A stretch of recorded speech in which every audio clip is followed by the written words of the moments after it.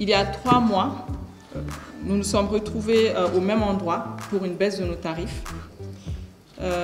Souvenez-vous que ce jour-là, à la fin de mon allocution, je vous avais donné rendez-vous pour d'autres baisses.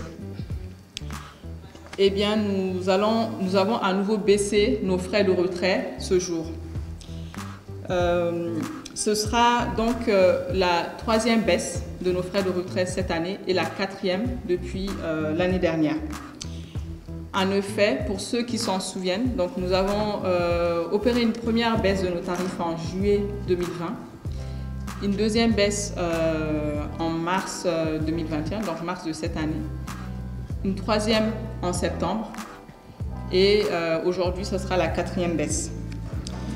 Parce que nous nous sommes inscrits dans cette dynamique de baisse, nos frais de retrait auront été divisés en moyenne par 3, voire plus, suivant les paliers, sur cette période, donc depuis le second semestre de l'année dernière.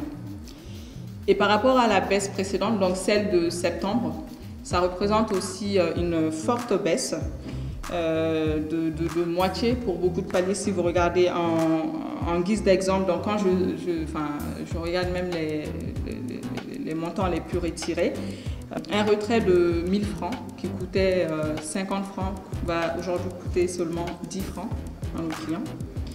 Un retrait de 50 000 qui coûtait jusqu'à hier 1100 francs passe à 500 francs.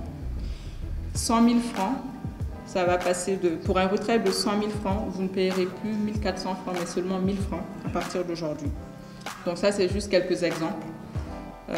Et au-delà de 1 million, les frais vont être à seulement 10 000 francs. Donc au-delà de 1 million, on est moins cher que 1%. Et entre 5 francs et 1 million, on va être à 1% de frais.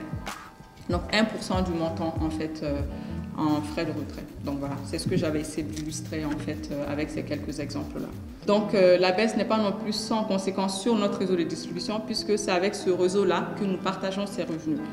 Mais nous nous sommes engagés sur les premiers mois de la baisse à maintenir le revenu de nos distributeurs, bien que le revenu global baisse, donc de plus de moitié, à maintenir le revenu de nos distributeurs pour leur permettre de poursuivre l'activité. Donc sous certaines conditions, il faut que les distributeurs continuent à faire l'activité, à ne pas baisser d'activité, mais tant qu'ils continueront, on maintiendra leur niveau de commission.